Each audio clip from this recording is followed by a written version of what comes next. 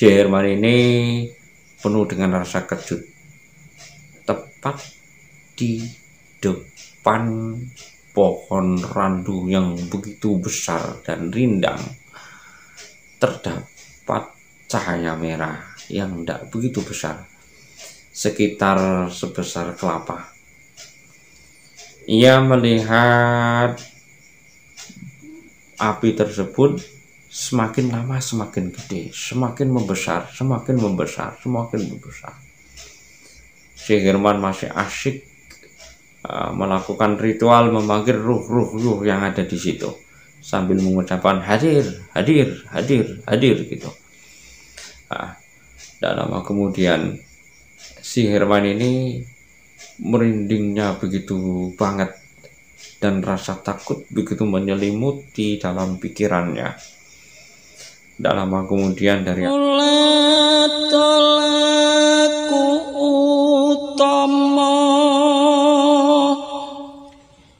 tumrape wong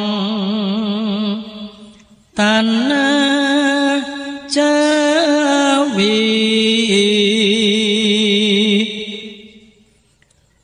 wong agung ing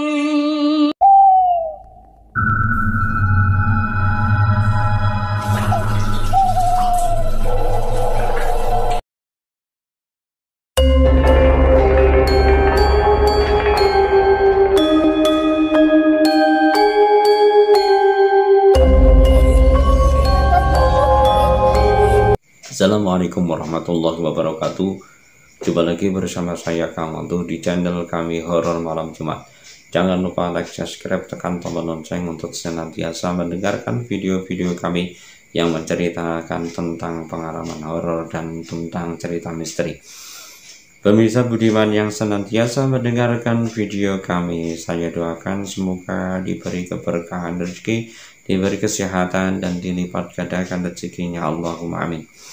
Kali ini ada satu kisah seorang YouTuber juga asal Pekalongan, yang mana ia mendapat kabar berita bahwa di daerah Kota Batang ada suatu kuburan yang sangat angker. Ia mengadakan adrenalin, dan setelah dia di sana ternyata melihat makhluk astral yang begitu seram, sehingga saking takutnya ia kabur lari sejenak-jenak mungkin, dan alat-alat semuanya tertinggal di tengah kuburan. Bagi pemirsa yang supaya tidak penasaran, mari kita simak cerita ini dengan detail sampai selesai. Jadi pada tanggal 24 bulan Januari, pada saat itu sering terjadi hujan. Sang YouTuber asal Pekalongan, sebut saja namanya si Budi dan si Herman, ia masih duduk-duduk di depan rumah mencari bahan untuk konten yang akan dilaksanakan nanti malam. Ada seorang penjual mie ayam asal dari Kota Batang. Pas waktu itu masih bermain ke temannya yang rumahnya tidak begitu jauh dengan si YouTuber ini, sebut saja yang bernama Mas Karjan. Ia pas waktu mendengar ada bincangan tentang misteri, kemudian Mas Karjan mendatangi di situ dan duduk. Kamu mau cerita misteri enggak? Wah, mau. Nih, di daerah saya Kota Batang, tepatnya di Desa Karanganom, ada suatu kuburan yang mana kuburan tersebut itu aneh, angker. Konon katanya pada zaman dahulu sering ada suara musik-musik tradisional di waktu-waktu tertentu ketika warga berupaya datang ke tempat tersebut hilang. Dan dulu itu di daerah situ sering terjadi sering ada orang yang pulang kerja melihat sosok-sosok hantu yang aneh di situ. Kemudian sama si Budi, wah cakep tuh, cakep, ayo kapan kita laksanakan? Kata si Herman. Terus si Budi, ya secepatnya. Nah, si Budi pun dengan rasa semangat, ya besok harinya mengatur waktu, dan si Herman membawa semua peralatan sudah dipersiapkan semua.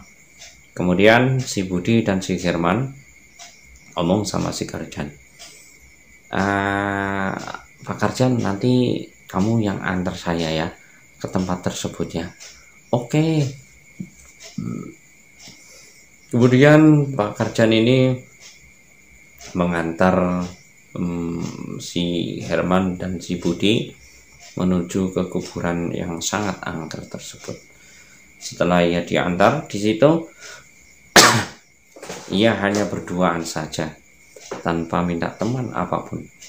Ia membawa semua peralatan dan masuk ke kuburan tersebut.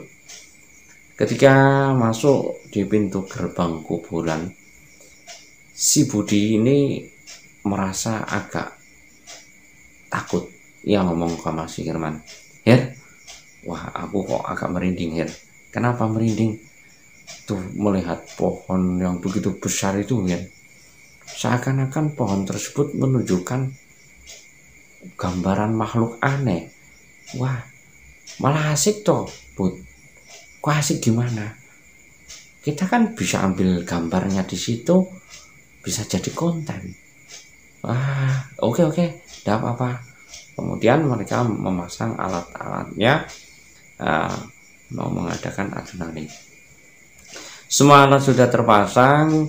Kemudian Pak Karjan ngomong, nih Bud dan si Herman, aku tak pulang dulu ya, tak ke warung. Ya enggak apa-apa Pak, biar aku aja di sini. Doakan biar selamat ya Pak. Oke, saya doakan. Kemudian si Budi ini merupakan sosok pemuda. Dia walaupun sedikit-sedikit bisa ahli spiritual, ya melakukan panggilan-panggilan ruh, katanya supaya ruh makhluk gaib itu bisa keluar dan bisa interaksi gitu. Dan si Herman fokus dengan membawa kamera, seakan-akan ia sebagai kameramen yang begitu profesional. Setelah di situ si Budi menggunakan ritual memanggil ruh-ruh di situ. Tidak lama kemudian si Herman ini penuh dengan rasa kejut. Tepat di depan pohon randu yang begitu besar dan rindang terdapat cahaya merah yang tidak begitu besar, sekitar sebesar kelapa. Ia melihat api tersebut semakin lama semakin gede, semakin membesar. Si Herman masih asyik melakukan ritual memanggil ruh yang ada di situ sambil mengucapkan hadir gitu. Dan lama kemudian si Herman ini merindingnya begitu banget dan rasa takut begitu menyelimuti dalam pikirannya. Tak lama kemudian dari arah sebelah utara terdengar kerumunan orang banyak yang sedang berjalan dan sambil berbicara layaknya manusia umumnya. Ya, dan ada salah satu rombongan tersebut yang paling belakang sambil ngomong, kamu pulanglah, jangan di sini, ntar kamu celaka loh. Si Herman penuh dengan rasa takut. Kamera diarahkan ke sumber suara tersebut. Ternyata kerumunan tersebut ada ratusan orang. Kepalanya agak aneh. Kepalanya butak, telinganya panjang tinggi, dan giginya penuh dengan taring, tanpa memakai baju, hanya menutupi alat kelamin saja. Si Herman agak ketakutan dan ia pun kebingungan. Ia mau lari, takut nanti si Budi sendirian. Kamera kemudian diarahkan ke satu titik, yaitu sumber cahaya yang begitu membesar. Setelah kamera diajukan ke situ, cahaya itu berubah seperti hanya bentuk manusia yang begitu menjulang tinggi, namun dipenuhi dengan api, dan matanya itu melotot, taringnya kelihatan panjang sambil ketawa. Kemudian si Herman menjawil si Budi, Bud, bangun Bud, udah Bud, bangun, udah usah panggil lu lagi Bud, coba bangun. Setelah ia membuka mata si Budi, ia kaget dan tercengang. Waduh, innalillah, lah kok kayak gini ya? Wah, nampak banget, serem banget. Ayo, nah, makhluk tersebut semakin lama semakin mendekat. Kemudian si Budi dan si Herman penuh dengan rasa takut, tanpa menghiraukan apapun, dia lari sekencang-kencang mungkin. Alat-alat seperti kamera dan lain-lain ditinggal di situ. Lari sekencang mungkin, penuh dengan rasa takut karena dia takut nantinya kalau kena apinya gitu. Setelah itu, karena si Pak Karjan ini berjualan mie ayam tidak begitu jauh tempatnya, letaknya di depan SD, sekitar 300 meter dari kuburan. Dia lari.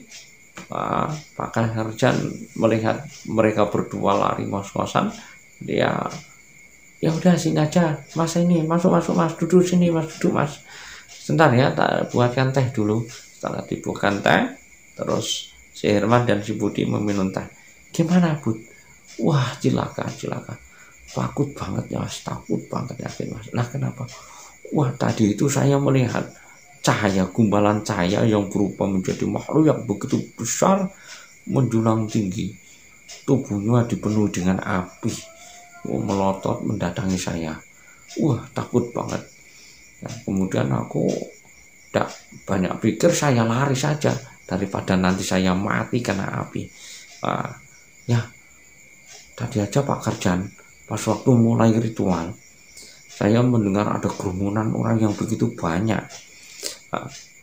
Setelah kameraku arahkan ke situ, ternyata di situ dapat manusia makhluk yang aneh. Wah, telinganya panjang dan matanya melotot tanpa memakai baju. Wah, pokoknya serem banget. Oh, ini Pak Karjan, saya minta tolong ya Pak Karjan, ngajak warga yang ada di sini nemenin saya, mau ambil kamera di situ. Ya, ada apa-apa. Kemudian Pak Karjan minta bantuan di salah satu karyawan tersebut, diajak menemani si Budi dan si Rahman mengambil alat-alat kamera. Setelah itu ia datang ke situ. Alhamdulillah, setelah sampai di depan kuburan, pintu gerbang, di situ tidak ada makhluk apapun yang nampak. Kamera pun masih utuh, dan ia penuh dengan rasa bangga dan rasa tenang. Semua peralatan dibawa pulang. Dia ngomong sama Pak Karjan, Pak Karjan, terima kasih banget ya Pak Karjan. Ya, sama-sama. Kalau tidak ada Pak Karjan, wah gimana nih, alat-alat saya hilang. Ya udah, tidak apa-apa. Udah, aku mau pamitan, mau pulang ya. Ya, kemudian si Herman ini dan si Budi bergegas pulang, walaupun menyimpan misteri yang begitu sangat menyedihkan. Setelah ia sampai rumah, alhamdulillah semuanya diberi keselamatan tanpa ada kekurangan apapun. Alhamdulillah, semua Pak Karjan pun diberi keselamatan tanpa diganggu-ganggu oleh makhluk astral yang ada di situ. Cukup sekian cerita ini, merupakan cerita nyata yang dialami oleh saudara kami. Semoga bisa menjadi inspirasi cerita horor. Kami tutup. Wassalamualaikum warahmatullahi wabarakatuh.